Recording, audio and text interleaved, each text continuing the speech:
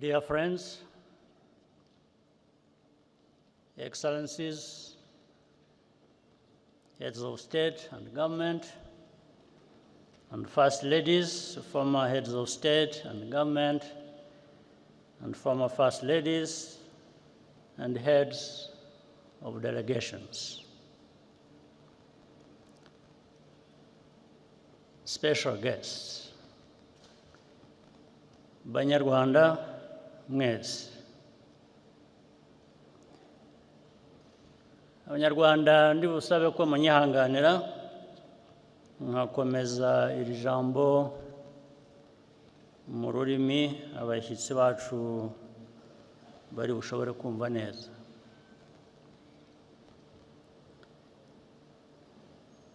Today, our hearts are filled with grief and gratitude in equal measure.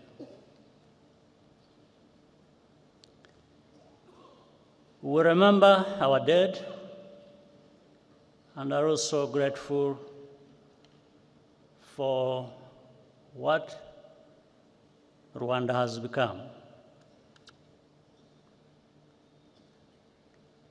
To the survivors among us,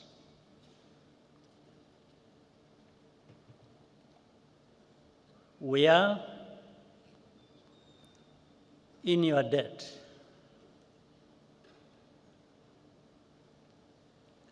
We asked you to do the impossible by carrying the burden of reconciliation on your shoulders, and you continue to do so, continue to do the impossible for our nation every single day, and we thank you.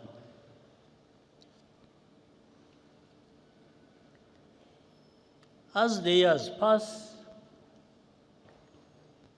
the descendants of survivors increasingly struggle with the quiet loneliness of longing for relatives they never met or never even got the chance to be born.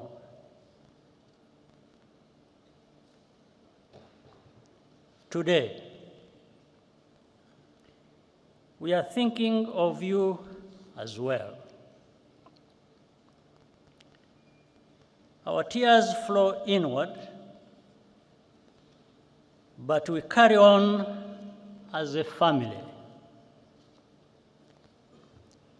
Countless Rwandans also resisted the call to genocide. Some paid the ultimate price for that courage, and we honor their memory. Our journey has been long and tough. Rwanda was completely humbled by the magnitude of our loss, and the lessons we learned are engraved in blood.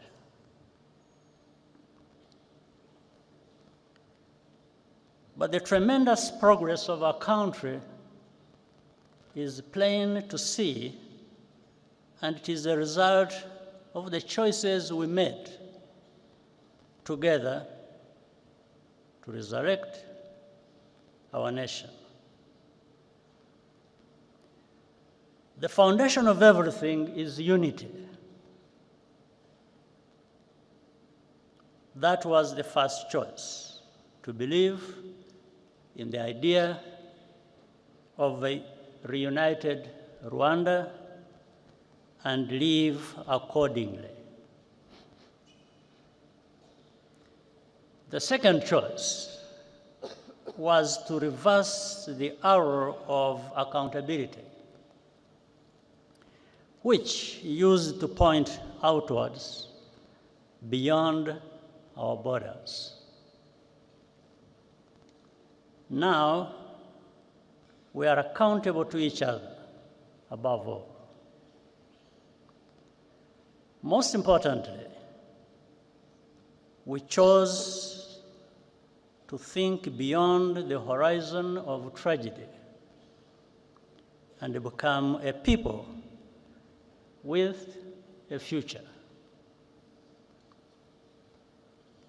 Today, we also feel a particular gratitude to all the friends and representatives here with us from around the world. We are deeply honored by your presence alongside us on this very heavy day.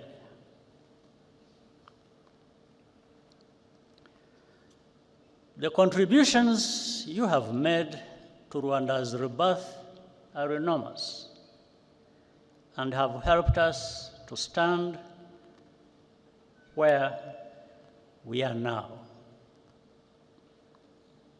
I want to recognize a few while also asking for forgiveness for not being able to mention all who deserve it. For example, Uganda, which carried the burden of Rwanda's internal problems for so many years and was even blamed for that. The leadership and the people of Ethiopia and Eritrea helped us in starting to rebuild at that time. In fact, Prime Minister Abiy Ahmed, who is here, even served as a young peacekeeper in the immediate aftermath of the genocide. There is Kenya, Burundi, the Democratic Republic of Congo hosted large numbers of Rwandan refugees and gave them a home. Tanzania as well, and also played a unique role at many critical points, including hosting and facilitating the Arusha peace process. And here, I must single out the late President Julius Nyerere, who embodied the spirit which laid that foundation.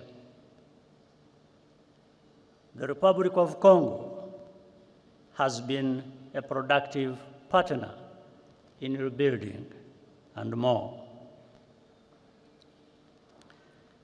Many of the countries represented here today also sent their sons and daughters to serve as peacekeepers in Rwanda. Those soldiers did not fail Rwanda.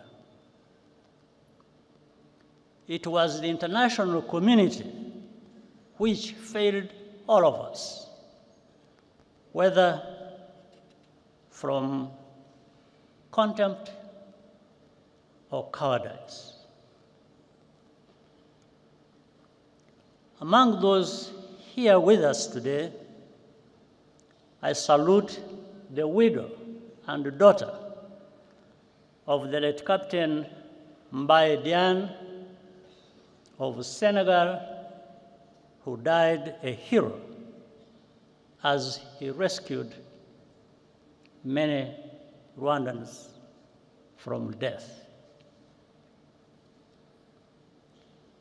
At the United Nations Security Council in 1994, moral clarity came from Nigeria, the Czech Republic, and even as far away as New Zealand. Their ambassadors had the courage to call the genocide by its rightful name and resist political pressure from more powerful countries to hide the truth. Ambassador Ibrahim Gambari of Nigeria and Czech Ambassador Karol Kovenda are here with us today, and we applaud you.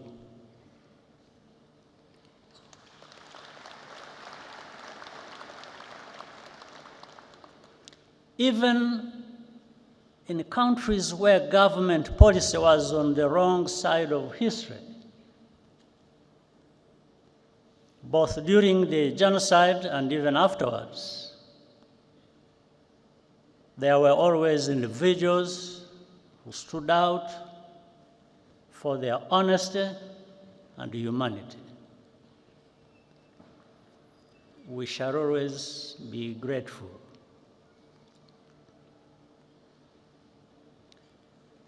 We also appreciate the tangible support we have received from partners beyond our continent over the past 30 years. In Europe, the United States, Asia, and many international organizations and philanthropies. A notable example of solidarity came to us from South Africa, one among many. Indeed, the entire arc of our continent's hopes and agonies could be seen in those few months of 1994. As South Africa ended apartheid and elected Nelson Mandela president, in Rwanda, the last genocide of the 20th century was being carried out. The new South Africa paid for Cuban doctors to help rebuild our shattered health system and opened up its universities to Rwandan students, paying only local fees. Among the hundreds of students who benefited from South Africa's generosity, some were orphaned survivors, others were the children of perpetrators, and many were neither. Most have gone on to become leaders in our country in different fields. Today, they live a completely new life. What lessons have really been learned about the nature of genocide and the value of life? I want to share a personal story, which I usually keep to myself.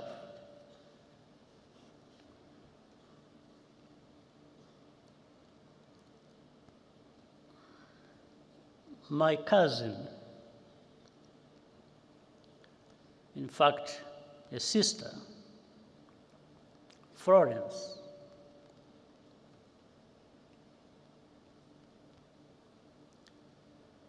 worked for the United Nations Development Program in Rwanda for more than 15 years. After the genocide started, she was trapped in her house near the Camp Kigali Army Barracks with her niece and other children and neighbors, around a dozen people in total.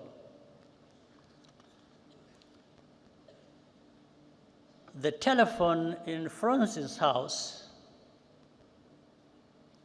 still worked, and I called her several times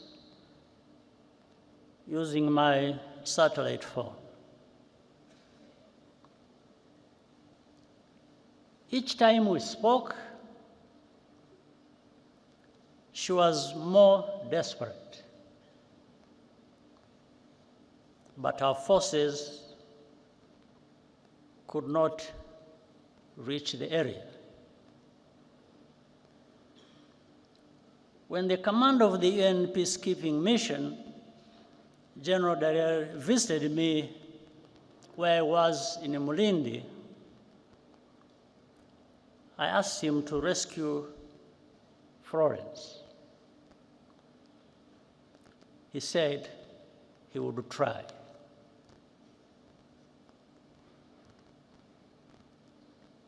The last time I talked to her, I asked her if anyone had come. She said no, and started crying.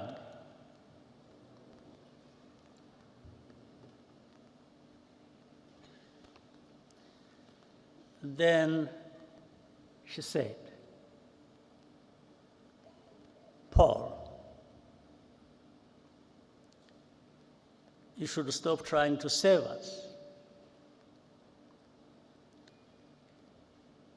We don't want to live anymore anyway."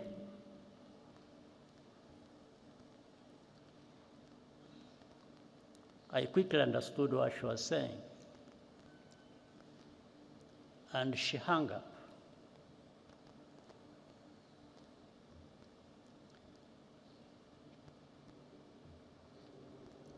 At that time, I had a very strong heart, but it weakened a bit because I understood what she was trying to tell me.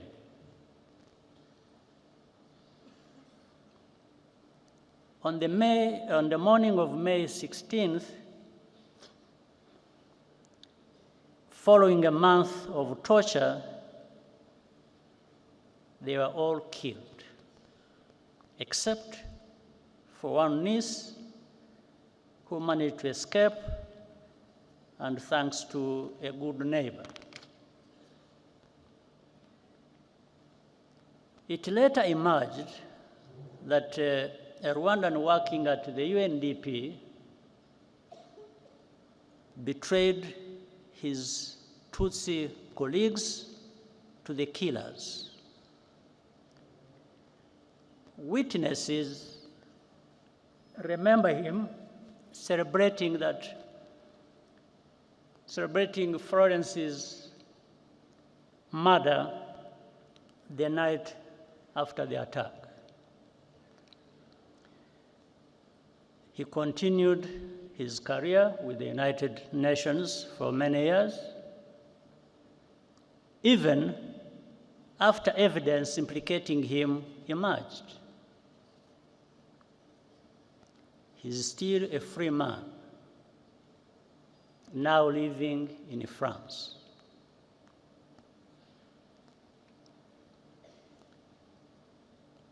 I asked General Dallaire what happened. He said that his soldiers encountered a militia roadblock near the house, and so they turned back just like that. Meanwhile, he conveyed to me an order from the United States ambassador to protect diplomats and foreign civilians evacuating from or by road to Burundi from attack by the militias. These two things happened at the same time. I do not need to be instructed to do something that goes without saying. That's what I was going to do.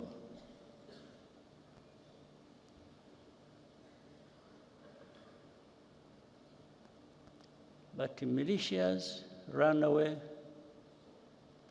or rather peacekeepers ran away from militias, were manning a roadblock.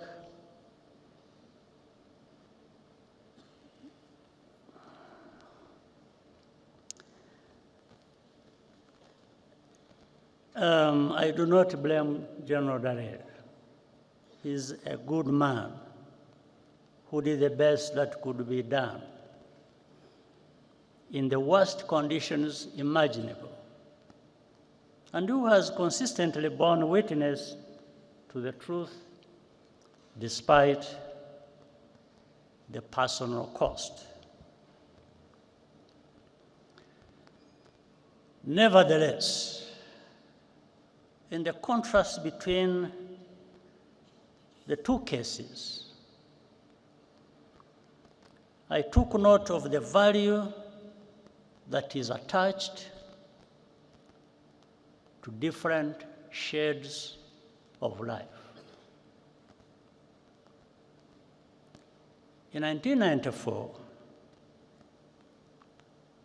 all Tutsi were supposed to be completely exterminated once and for all, because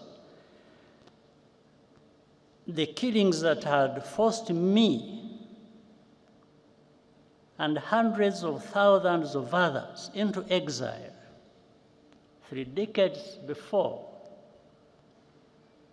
had not been sufficiently thorough. That is why even babies were systematically murdered so they would not grow up to become fighters.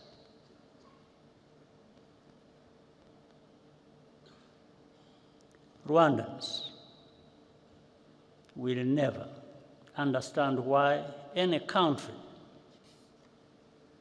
would remain intentionally vague about who was targeted in the genocide. I don't understand it.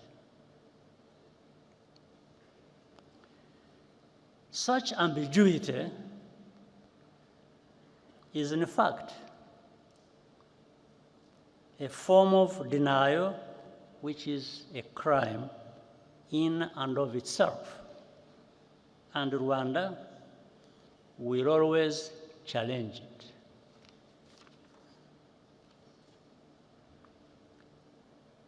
When the genocidal forces fled to Zaire, now the Democratic Republic of Congo, in July 1994, with the support of the external backers, they vowed to reorganize and return to complete the genocide. They conducted hundreds of cross-border terrorist attacks inside Rwanda over the next 5 years, targeting not only survivors, but also other Rwandans who had refused to go into exile, claiming thousands more lives. The remnants of those forces are still in eastern Congo today, where they enjoy state support in full view of the United Nations peacekeepers,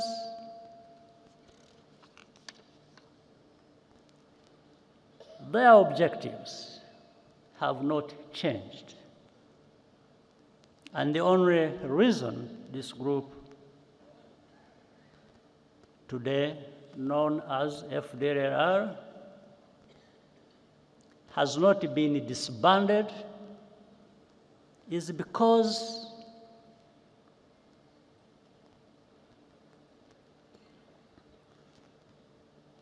their continued existence serves some unspoken interest.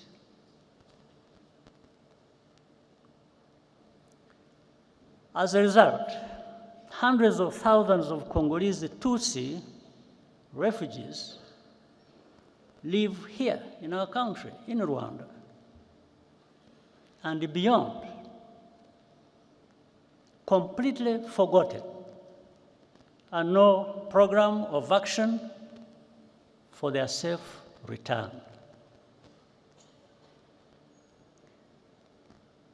Have we really learned any lessons?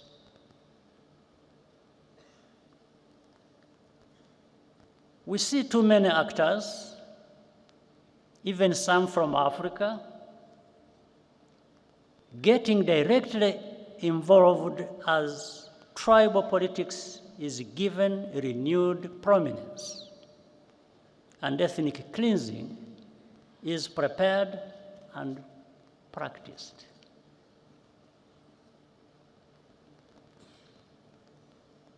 What has happened to us? Is this the Africa we want to live in? Is this the kind of world we want?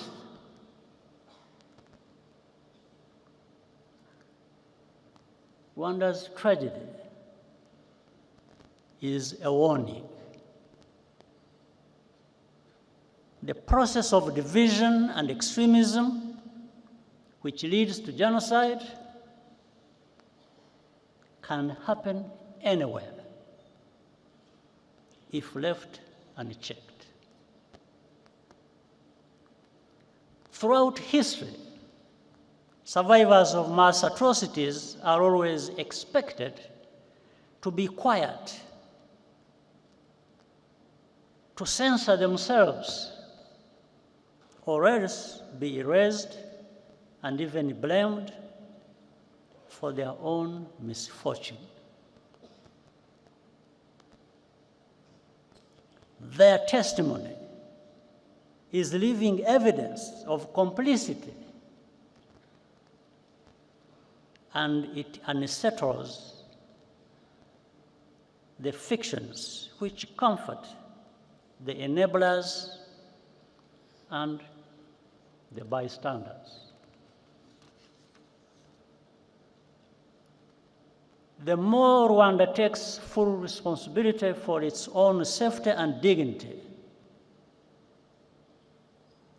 the more intensely the established truth about the genocide is questioned and revised. Over time, in the media controlled by the powerful in the world, in this world, victims are rebranded as villains. And even this very moment of commemoration is derided as a mere political tactic. It is not. It never has been. Our reaction to such a hypocrisy is pure disgust.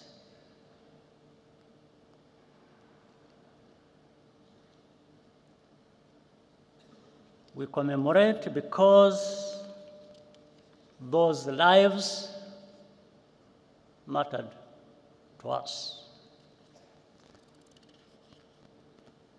Rwandans cannot afford to be indifferent to root causes of genocide.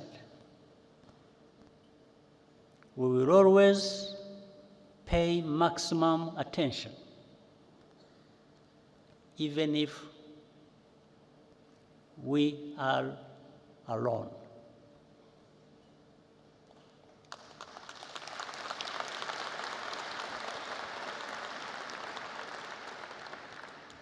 But what we are seeking is solidarity and partnership to recognize and confront these threats together as a global community.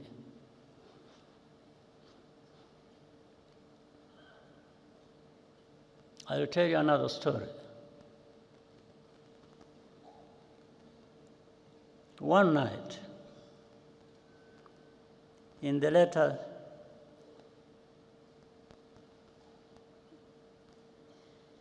days of the genocide, I received a surprise visit past midnight from General Dallaire.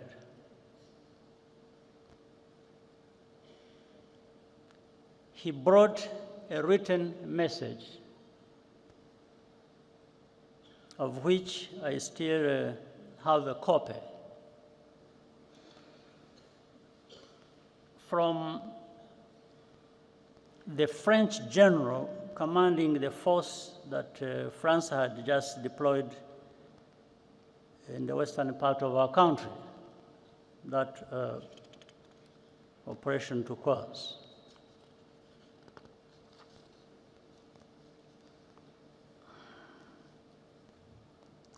The message said that we would pay a heavy price, meaning those of us, the RPF, if our forces dared to try to capture the town of Butare, that is in southern part of our country. So, and General Dallaire gave me additional advice. He said, in fact, he warned me. He said that the French had attacked helicopters and all kinds of arms.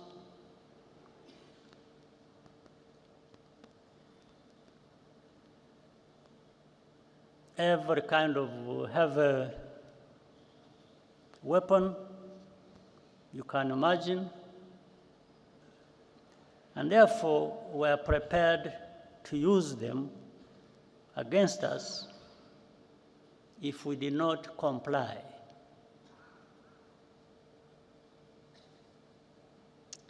I asked Dallaire, I asked him whether French soldiers bleed the same way ours do. I asked him whether we have blood in our bodies. Then I thanked him and told him that he should just go and have rest and sleep, and have his sleep. After giving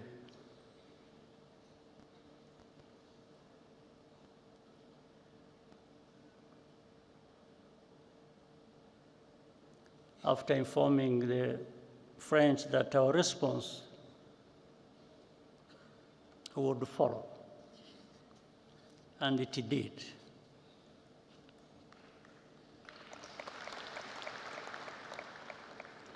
I immediately radioed the commander of the forces that were actually in that direction, in that area. Is called Fred Ibingira.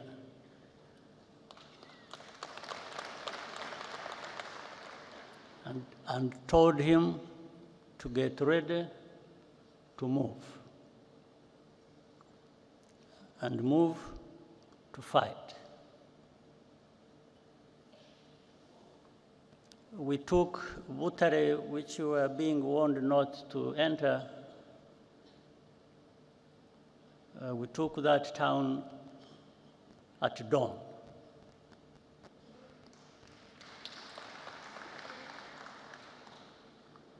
Within weeks, the entire country had been secured.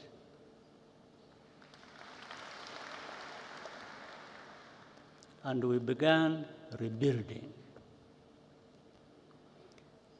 We did not have the kind of arms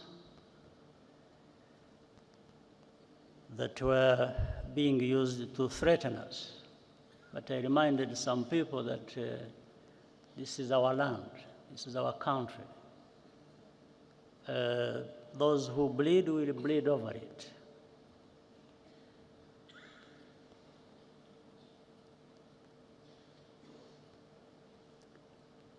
We had lost all fear. Each challenge or indignity just made us stronger.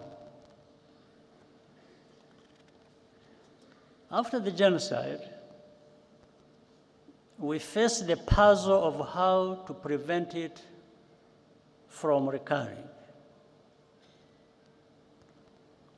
There were three broad lessons we learned as a result of our experience. First, only we as Rwandans and Africans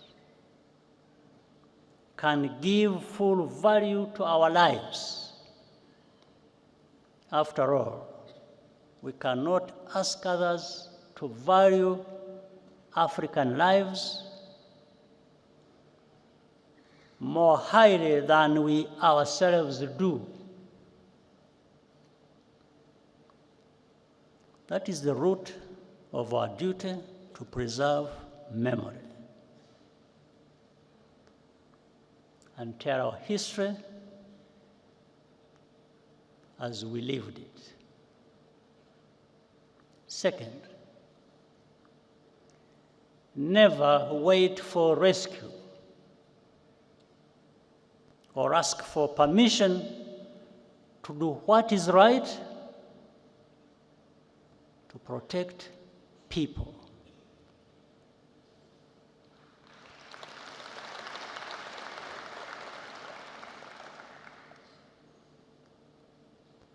And that's why some people must be joking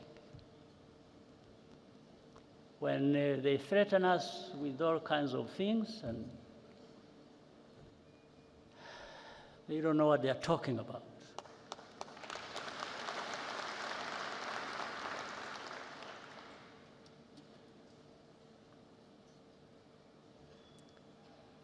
But in any case, that's why Rwanda participates proudly in peacekeeping operations today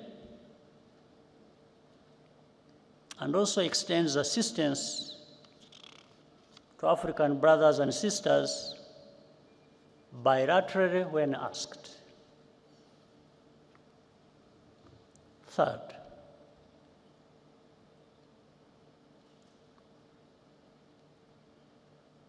stand firm against the politics of ethnic populism in any form.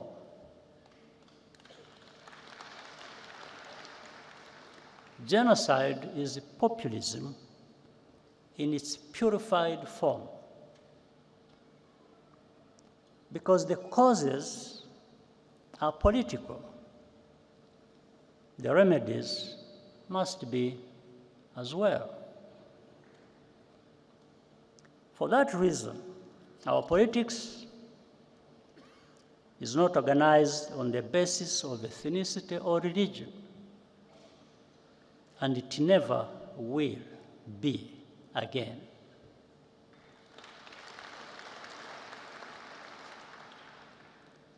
The life of my generation has been a recurring cycle of genocidal violence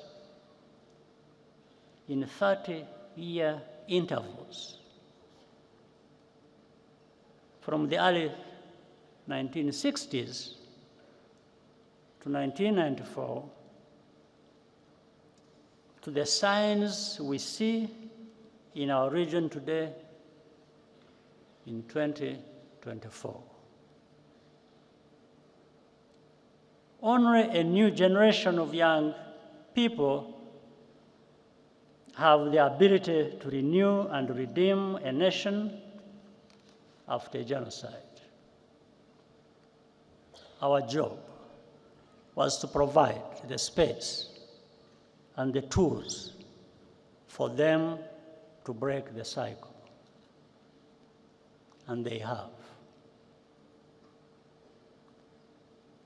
What gives us hope and confidence are the children we saw in the performance area, or the youth who created the tradition of Walk to Remember that will occur later today. Nearly 3/4 of Rwandans today are under age 35. They either have no memory of the genocide or were not yet born. Our youth are the guardians of our future.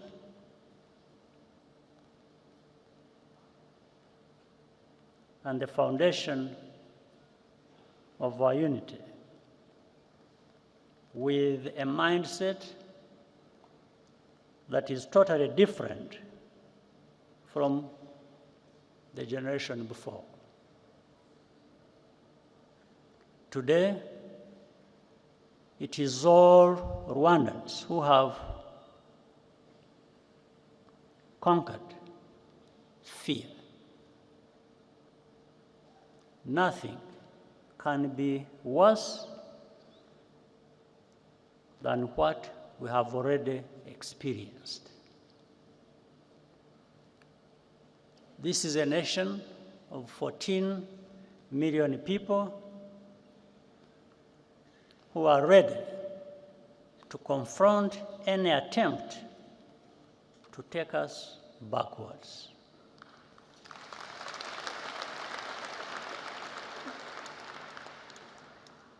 The Rwandan story shows how much power human beings have within them.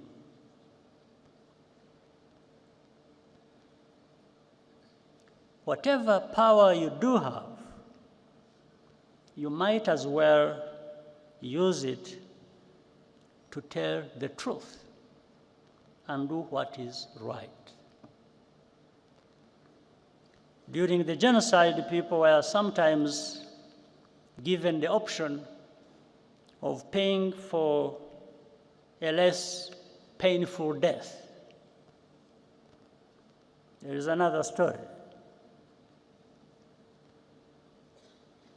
I learned about at the time, which always sticks in my mind, about a woman at a roadblock in her final moments. She left us a lesson that even every African should live by. Every African should live by this lesson. When asked by the killers how she wanted to die, she looked them in the eye and spit in their face.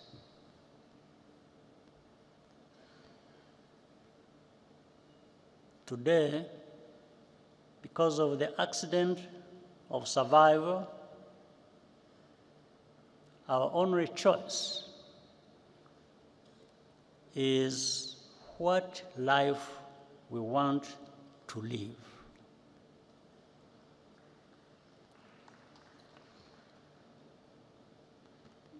Our people will never, and I mean never, be left for dead again.